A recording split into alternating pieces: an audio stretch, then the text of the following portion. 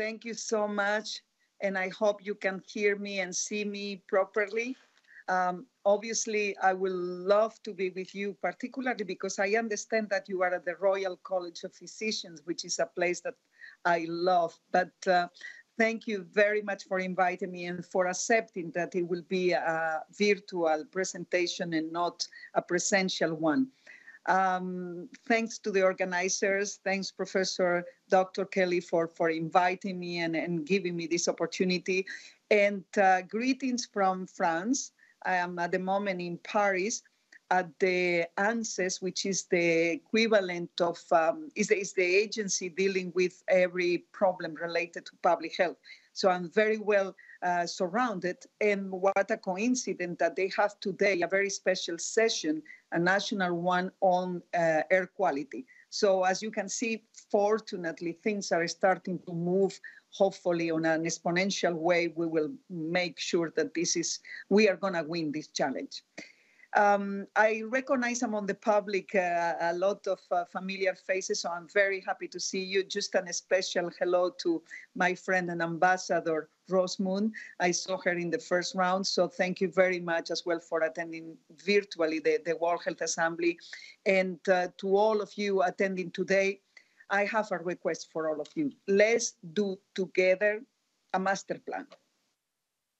Let's try to find the special, imagine that we are Churchill on this Marshall Plan after the Second World War. I'm sure that you have better leaders that to present us as a model, but clearly we need a master plan.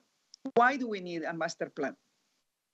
I'm repeating every day this horrible number that is becoming more and more unacceptable for me, and I hope for all of you. This figure of 7 million premature deaths that are occurring every year due to the fact that the air we breathe is not simply what we need to maintain and to protect our health. This is incredible. More we repeat it, more we think this is absurd. And you will expect a reaction at the level of magnitude of the problem we are dealing with, but this reaction is not coming, at least not at the speed or at the ambition level that we will need to respond to the magnitude of this problem. So that's why I say, let's do a strategic master plan and find together what are the solutions and changing maybe the tactics we are using to solve this problem. I'm sure that the strategy is correct. The strategy is very simple. What do we want? What is our goal? Two goals, extremely simple. Reduce emissions, stop pollution. And all of that for a simple objective, protect the health of our people. Is that complicated? I mean, it's so clear. We have plenty of scientific evidence. We have a college like yours celebrating today 30 years of working on this, demonstrating that the scientific capacity is there, the weight of the evidence is beyond any previous experience, and why we are not responding as a society, and even the professional community is not responding the way we should outside our borders.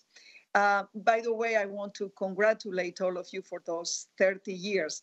If I were a journalist and I was responsible for giving a headline, I suppose I will put on my newspaper something like cleaning for decades, which is a fantastic mission. You have been cleaning the water, the air, all the exposures that we are eventually in our daily life representing a risk for our health. So congratulations for being the hidden cleaners, the cleaners of this fantastic mission. But let's make sure that now we will associate on this cleaning mission that we all have and put it on a different exponential growth and reaching those two targets that we have, the reduction of emissions and the stop of pollution. The arguments are there, the 7 million, the cost, the fact that we have the evidence, the fact that our hospitals are already paying the price, and of course our patients, our citizens are paying with their health a horribly and horrendous price that we can all reduce and stop. So on the master plan, I think we need to clearly tell all of our politicians that this is unacceptable, and make sure that no one, no politician, no policymaker, no any professional will be able to say one day, I didn't know. This is not an excuse. Everybody knows now. WHO is very strongly passing these messages. Even ministers of health were taking from the community, the scientific community and the international community, all of those messages, repeated it. There are plenty of publications. We have been working together trying to influence those policies. So no excuses. Nobody should be able to say, I didn't know that air pollution was causing a problem for the health of the people for which I have a responsibility as a mayor or as a politician or as a prime minister. No excuses. The second, let's do a plan for our own professionals. I think we need to, if we want to be very strategic on this new master plan, we need to start preparing our own colleagues, our own medical and health professional at large. And not all of them, they have the privilege to have the experience that you have, and being the converted, the ones disseminating this message, the ones fully engaged as you have been, and we appreciate enormously the work you have been doing, particularly in London, putting all the evidence together and reaching incredibly good results.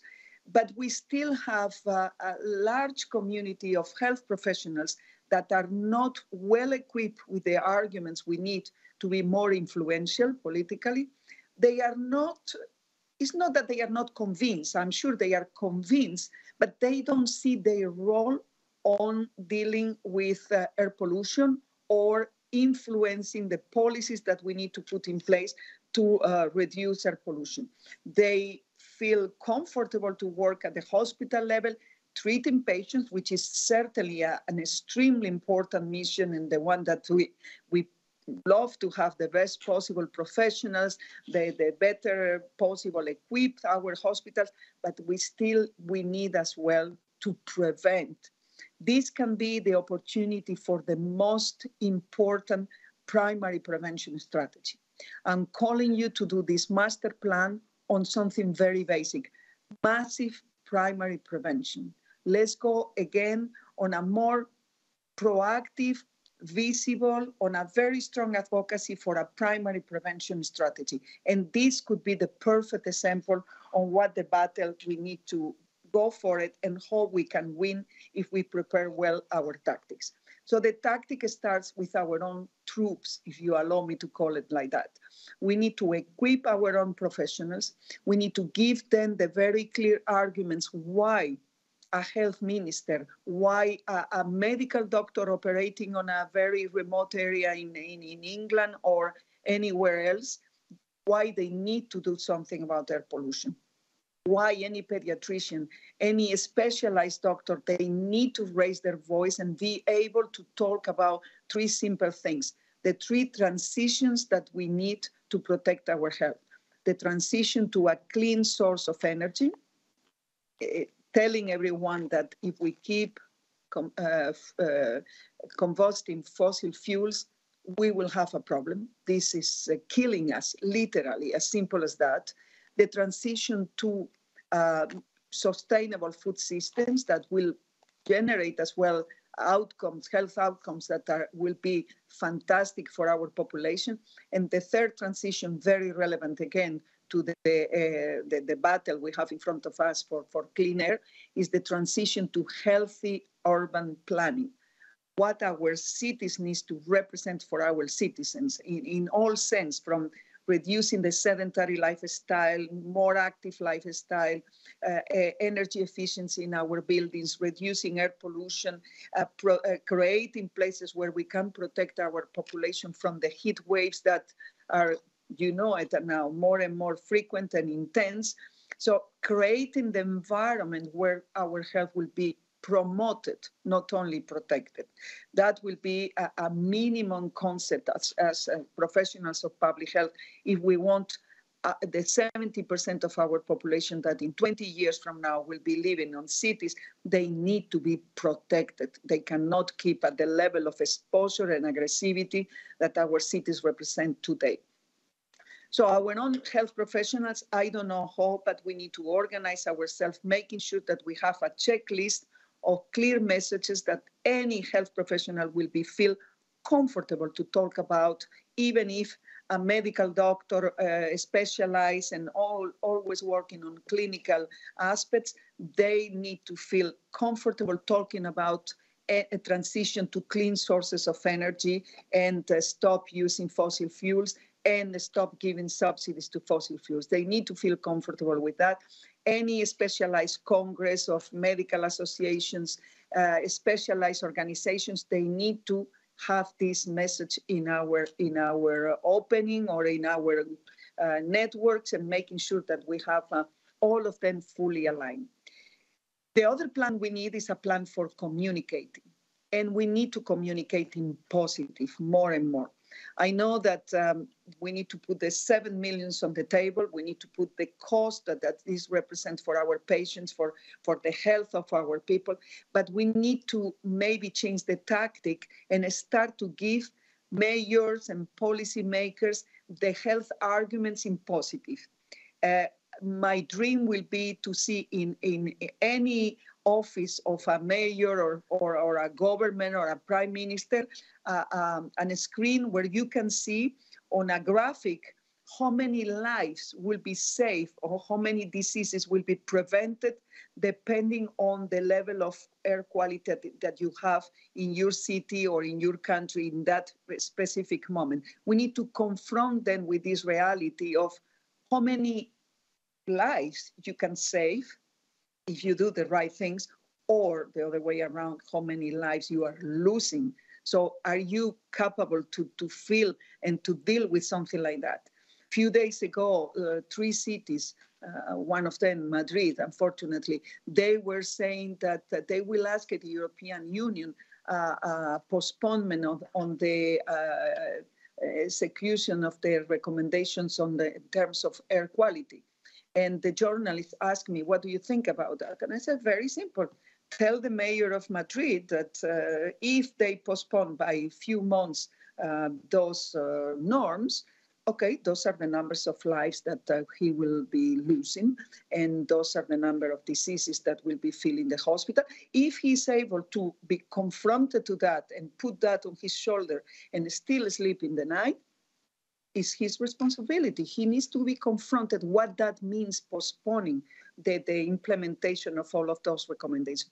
But let's put it in positive and make sure that our citizens use that positive argument as well, and to create more pressure on our policymakers and mayors and our politicians. So this positive message plus prescriptions. I think in our prescriptions, we need to start to include any of us, whether we do clinical work or not, a very simple prescription. The prescription to our citizen is stop destroying environment, ecosystems, biodiversity, nature, whatever you want to call it. I think we need to be the kind of medical Greenpeace of the future. We need a movement on our own troops again.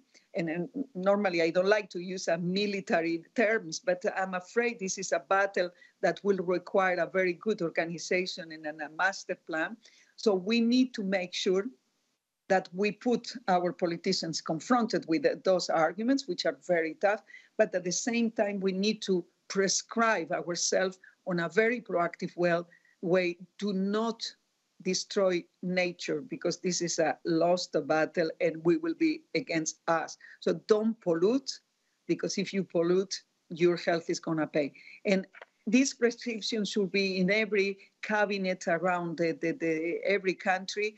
All the doctors associated, all the health professionals associated, we can create such a powerful green health movement that it will be stopped. Maybe we should call it the Imperial Revolution, because it's starting at the Imperial College today. So on this Imperial Green Positive Revolution, we need a political plan. The political plan is the following. We will have the COP28 in a few months from now. And as you know, for the first time ever, we will have a health day. I don't need to tell you that reaching this point of being able to have a health day, ministerial, with ministers of health, ministers of energy, ministers of environment, it took us many years of fighting or of putting on the table the health argument, the associating climate change and air pollution, because for us in WHO, anytime we talk about air pollution, we put on the table the deaths caused by pollution as a recognition that if you tackle the causes of climate change, one of the immediate fantastic benefits for our health, one of the major health outcomes that will be obtained of implementing the Paris Treaty will be the reduction of air pollution and therefore starting to reduce this horrible, unacceptable number of 7 million premature deaths every year that we need to stop now. We cannot anymore accept it as acceptable as it is in our daily life.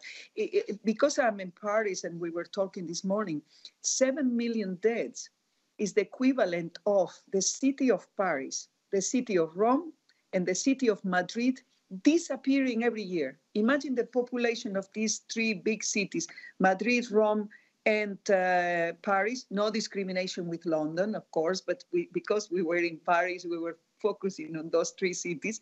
Imagine these three cities disappearing, the population disappearing every year. This is the reality that we need to be confronted, and the one that should be the goal to create this green movement, health movement around the fight against air pollution. We need a plan so at the COP28, we need to be very strategic. We need to take advantage of this health day to present solutions. We know the scenario, we know what it represents, but what are the best solutions? What are the places where we need to change completely the situation?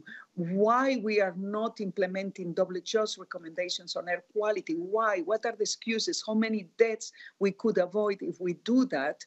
And of course, it will be ideal if we could, again, have a screen all the time reflecting when you take interventions, when you put in place interventions to reduce air pollution, look at the number of cases you are avoiding and the diseases you are avoiding, and look at the number of lives you are saving.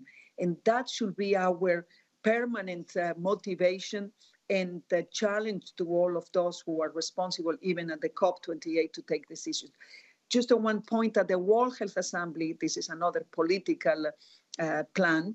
At the World Health Assembly this year, 2 weeks ago, we have many events related to... Hello? Can you see me? Hello? Hi, Maria. We can see you and hear you, but you're just breaking up a little bit. Can you hear me now? Yes. Okay, thank you. No, I'm almost finishing. I wanted to say that, that at the World Health Assembly, we did a big effort to put climate change and pollution on the table. Thank you, some of you who has contributed to that. A very intense week, even if we were not formally on the agenda for discussion of resolutions. We have one resolution on pollution and chemical waste. We have many parallel side events on a very high level and a strategic dialogue, which was the central one of the World Health Assembly. And I think that was a political opportunity as well to make sure that we need the health leadership. So our ministers of health who were in Geneva, they need to be empowered, convinced, and obviously fighting to be the leaders on all of this as well. They need to understand what is their role. So on our master plan, we need a plan for mayors as well. We have very good initiatives around the world. We know that most of those mayors can be confronted to political challenges that needs to be sorted out. So we need to take all of those solutions together and make sure that we prepare a good package for other mayors to be motivated to go for more, and even creating a positive competition among themselves. I take advantage to announce you something which is quite new. Next year, October, we will have the second global conference on air pollution and health, and I count on all of you to start to prepare what is the best evidence, the best arguments to convince and to go for more. And the last plan we need is certainly for our citizens. If our citizens are not on demand, if we don't create this demand, this positive argument for them, if they do not put the right pressure in our politicians, we are missing a very important step on this battle. So if we put all of those elements on this master plan, creating this green, healthy movement, I think maybe, or at least to be positive and keeping our hope that we will win this battle at a different speed and a different level of ambition, for which I thank you once again for giving me this opportunity. And I hope you are all buying this master plan that will need to be fed with your energy, with your science, with your competences, with your influence. But if it's not the health sector, the one who are going to win this battle, I don't see others winning it. So let's go for it. Thank you so much.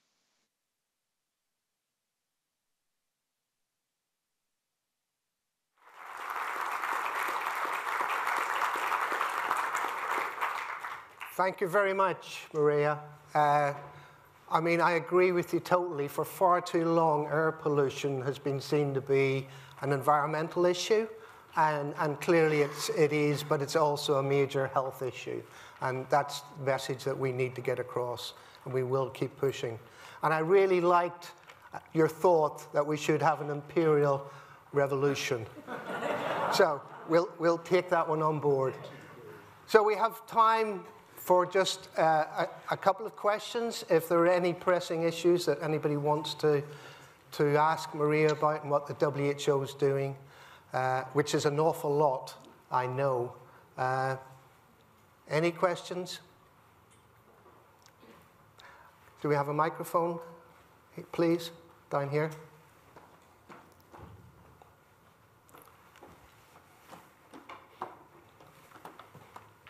Thanks. Rosamond. Hello, how are you? I just wanted to find out, how is the low emissions going in Europe, especially in Paris, because there's been a lot of opposition to it in London. I'm sure you've even heard what's been going on in London. So I just wanted to know how is it going in Madrid, in Paris, in all those countries?